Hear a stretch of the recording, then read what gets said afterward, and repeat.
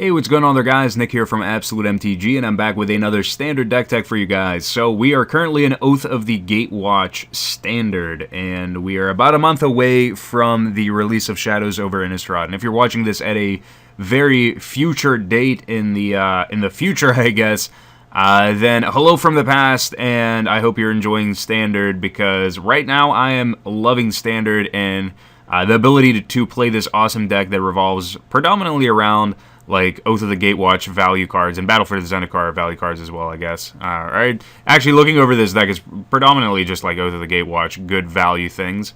But the upside to this deck, the reason to play this deck is that you are really just kind of outvaluing your opponent for cards that you're actually playing and the creatures that you're smashing with. And one of the most noteworthy things about this deck is that you don't lose to an Ugin. It is very, very hard to.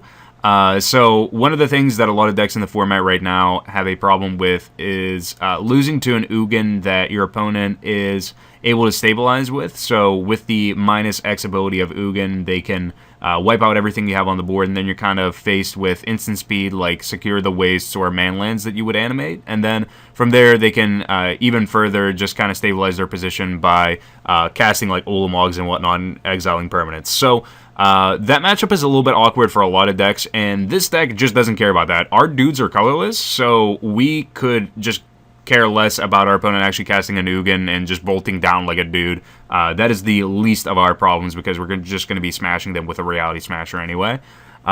So yeah, that's like the upside. Like that's one of my favorite things about this deck, is it doesn't lose to Ugin, and that's like one of the reasons why I love it so much. So we're going to run through the deck. I'll talk about the cards that we're playing here, also the sideboard and where the cards actually come into play. So I guess the first thing to talk about here is the land base, which isn't really something that you need to talk about very often with standard decks, at least.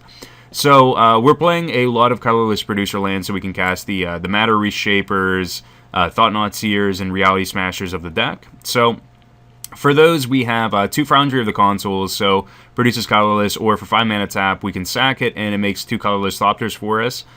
So at instant speed, we can just start adding more to our board horizontally. We have Sea Gate Wreckage, which is also a very, very awesome addition to have in this deck after Oath of the Gatewatch is out here. So we're playing 3 of these in the deck, and if we're hellbent at any given point in the time that we're playing against like a attrition battle with our opponent, then for essentially 4 mana, because we're tapping the Sea Gate Wreckage as well, we can draw a card, and we can only activate this if we have no cards in our hand. So if for some reason we want to do that during our upkeep, we're able to do that as well before we draw. However, that really isn't the case a lot of the time. But Sea Gate Wreckage is awesome just at allowing you to win the attrition war if both you and your opponent are like hellbent. It just makes it so that you have more and better cards, or at least just more cards in general, and for the most part, your cards are going to be a little bit better. Like Thought-Knot Seer and Reality Smasher are a lot better creatures than most of the creatures in the format right now, and our creatures are pretty okay. Like Goblin Dark Dwellers and Siege Rhino are very good cards, but I like Reality Smasher and Thought-Knot Seer much better. We are maxing out on our pain lands that we can play in the deck, so we have 4 Shivan Reefs and 4 Yavimaya Coast, allowing us to have the colorless mana for Matter Reshaper, Reality Smasher, and Thought-Knot Seer, while also providing blue for us for cards like Stubborn Denial, Infiltrator, and the other things that we're playing here that are blue. And then, last but not least, we have the Tomb of the Spear Dragon. So I have 2 split here in the main board and 2 in the sideboard. So this is for the aggressive decks in the format, the Tarka Reds, the Prowess decks, and anything in between, like if they're playing like Red-Green Landfall or something like that.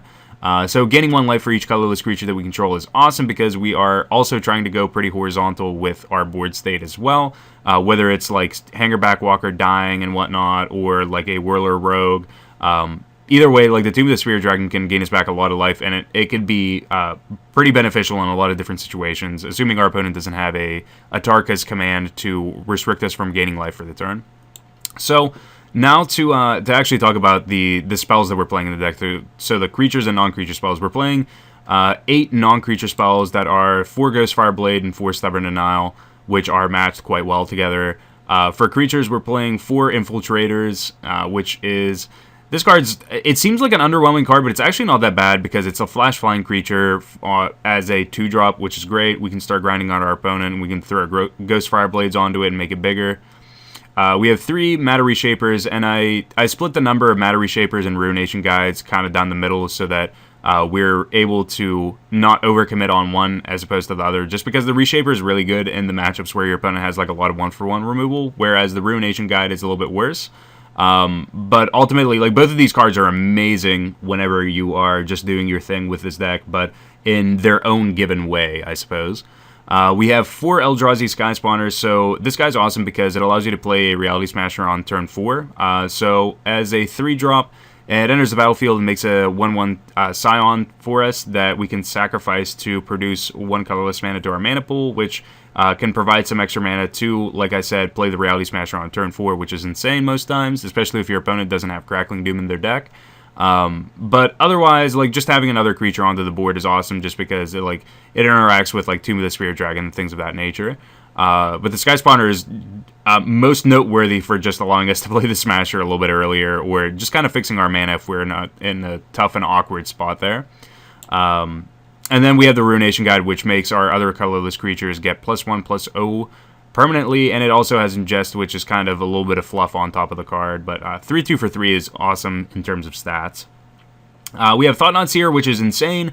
This card itself is amazing against the Eldrazi deck just because getting to look at your opponent's hand and taking their best card where they get to blindly draw 1 whenever this card leaves the battlefield is just such a huge upside. Getting to see information from your opponent, getting to piece together plays based on the information you're given, and just the fact that chances are that the card that you're going to take from your opponent's hand is much better than the one they're going to draw in general. The Thought-Knot Seer is just an amazing card, and it's a 4/4 for 4 to boot, so that's just always awesome. The Thought-Knot Seer paired with like a Ghostfire Blade and whatnot just is super, super deadly. And believe it or not, this card's kind of awkward to deal with for a lot of decks, unless you're, of course, playing Crackling Doom, which is just like one of the best instances in the format right now. Like, Crackling Doom is just amazing. We have Whirler Rouge, so we are playing 4 of the Whirler Rouge as well, so 2/2 for 4, enters the battlefield and makes 2 colorless Thopters that have flying. We can tap 2 untapped artifacts that we control and give a creature can't be blocked by this turn clause. So the awesome thing about Whirler Rouge is it actually interacts with Ghostfire Blade and like the Hangarback Walker as well, with the Thopters that it makes, or like the Foundry, I guess, as well. But you can actually tap the Ghostfire Blades. It doesn't matter whether the Ghostfire Blade's tapped or not whenever it's equipped to a creature. That's completely irrelevant. But you can tap the Ghostfire Blades with the Whirler Rouge to give like creatures unblockable, which is just insane. So if you have like 2 Ghostfire Blades and then you make the 2 Thopters, you can give 2 dudes unblockable for the turn, which is just absolutely sick. And it was actually, I played against this deck, or a variation of it, at my RPTQ for Madrid, and I lost game 1 to this deck because my opponent had me down to 8 and 2 Ghostfire Blades equipped to a Thought-Knot Seer, and then played a Whirler Rouge and was able to make the Thought-Knot Seer unblockable, and I didn't have removal for it. So that was kind of a insane way to lose game 1, where I was kind of a little bit blind to what my opponent was actually doing. But Whirler Rouge is just really awesome at giving you a little bit more leverage on shenanigans that you would actually do. We have the Reality Smasher, so I have 3 in the main board, 1 in the sideboard. The Reality Smasher is just insane because even if your opponent has a 1/1 removal, they're 2/1ing themselves, because to target the Reality Smasher, they're going to have to discard a card from their hand. So counter that spell unless his controller discards a card. And it's also awesome because if you pair it with like Stubborn Denial, you're just making your opponent waste so many cards to actually be able to deal with your stuff.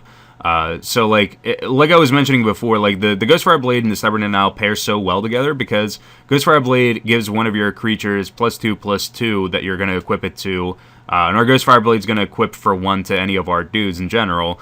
But it makes like all of our creatures in this deck have the Ferocious for the Stubborn Denial itself, so we get to counter a non-creature spell just for 1 blue, which is insane. Like, we can counter Planeswalkers, Instant Speed Removal, Murderous Cuts, Abzan Charms, Crackling Dooms, things of that nature that would just otherwise be kind of annoying. And if you pair with a Reality Smasher that your opponent's targeting in general, like, that's just so awesome.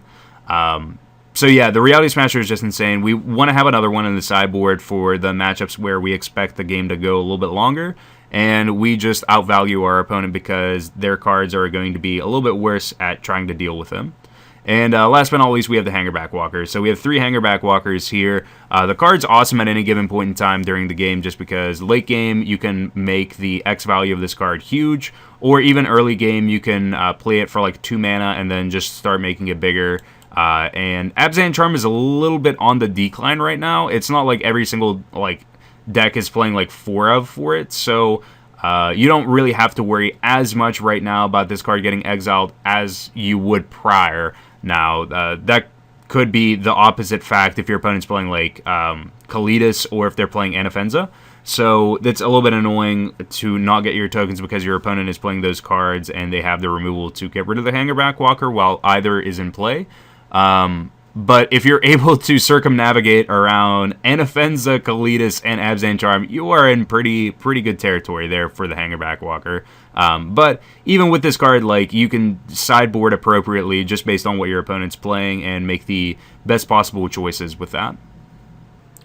So now we're on to the sideboard here. So we have the 2 Tomb of the Spear Dragons that we mentioned before. So for the aggressive matchups, we want to sideboard in the Tomb of the Spear Dragons over something like the Sea Gate Wreckages, where we don't really expect ourselves to be exhausting our cards quite as much for the matchup itself. And just in general for like those super aggressive matchups, if we do have the mana open, then we are able to actually utilize the Gain of Life as opposed to Sea Gate Wreckage, which would be something that is a little bit more unlikely for us to actually use in those aggressive matchups. Even if like the match draws out, like just gaining life in those matchups is much better. We have some Dispels, so we are playing 3 Dispels here. Dispel is insane in this format right now. It is just able to hit so many good and valuable cards. You're able to hit like Murderous Cuts, Crackling Dooms, Collected Companies, Rally the Ancestors. There is just a plethora of very good targets for Dispel, and it just really depends on the matchup and what your opponent has given you in terms of information for what they are actually playing, and whether or not the Dispel can actually end up being good for you. I usually like to sideboard in some number of Dispel and some number of Disdainful Stroke against the company decks, whether or not they are just loading up on other things other than that, like Jermokas commands and whatnot. Just because in general, like in the case of like the Bant company deck, like they also play Wingmate Rock, which is good to have the Disdainful Stroke for.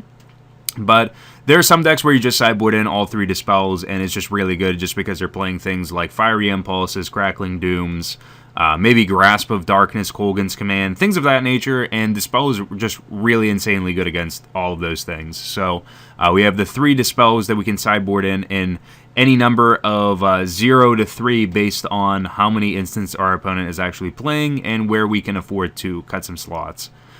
We have 4 Spatial Contortion, so this card is awesome against super aggressive decks in the format. There is the Bant aggro deck that is floating around right now as well. Sylvan Advocate is quite a hell of a card, and it's kind of annoying to deal with if you only have ground dudes, especially like Matter Reshaper can't attack over a Sylvan Advocate very efficiently, just because if your opponent really wants to, they can trade with it, and the card that you get off of the Reshaper might not be the best one. Like, you might just end up getting like a island off of it or something like that. I mean, granted, it is a free card that you're still getting off of a trade with your opponent's creature, but even still, we want to like be able to keep our Reshapers and hit our opponent directly with them. So the Spatial Contortion is awesome for removal. Like, you can get rid of Mantis Riders as well. Sylvan Advocate seems to be the most popular thing that I'm getting rid of with the Spatial Contortion itself. But otherwise, this card is just really awesome because a Agony Warp in this format just allows you to have like a bigger Reality Smash or a bigger Thought-Knot Seer that you can hit with. And if you know your opponent doesn't have the actual removal to be able to get rid of these cards, then connecting and dealing more damage, or potentially connecting and dealing lethal off the Spatial Contortion, is just amazing. The sweet thing about this deck is that Ghostfire Blade makes the toughness of most of these creatures big enough, just so much that you can Spatial Contortion and get away with a X1 that is attacking for a huge amount of damage that your opponent might not be prepared for. So whether the Spatial Contortion is removal or whether it is another squeak through for more damage is pretty much up to the situation for you to decide where you want to actually be able to use it. But we are packing 4 of them, which we can use against various aggressive matchups to be able to have removal, especially for like the Prowess deck, because they play so few creatures in general and they value them very highly.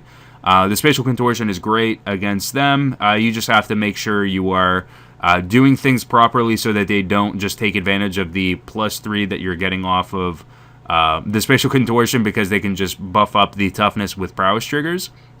So it requires a little bit of I guess, planning in terms of how you want to actually execute it against certain decks that have like prowess and whatnot. But Contortion is really good against aggressive decks.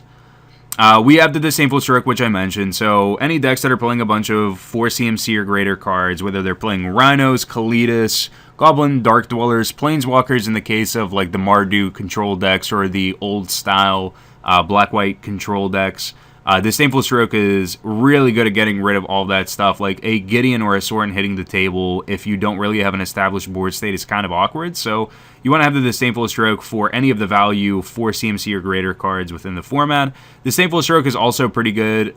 Well, not even pretty good. The card's amazing against the Eldrazi deck as well. Like, even if they cast a Ulamog to exile 2 of your permanents, countering the creature itself and then just smashing is insane. And being able to counter an Ugin if your opponent just has the sights to bolt down one of your dudes is awesome as well.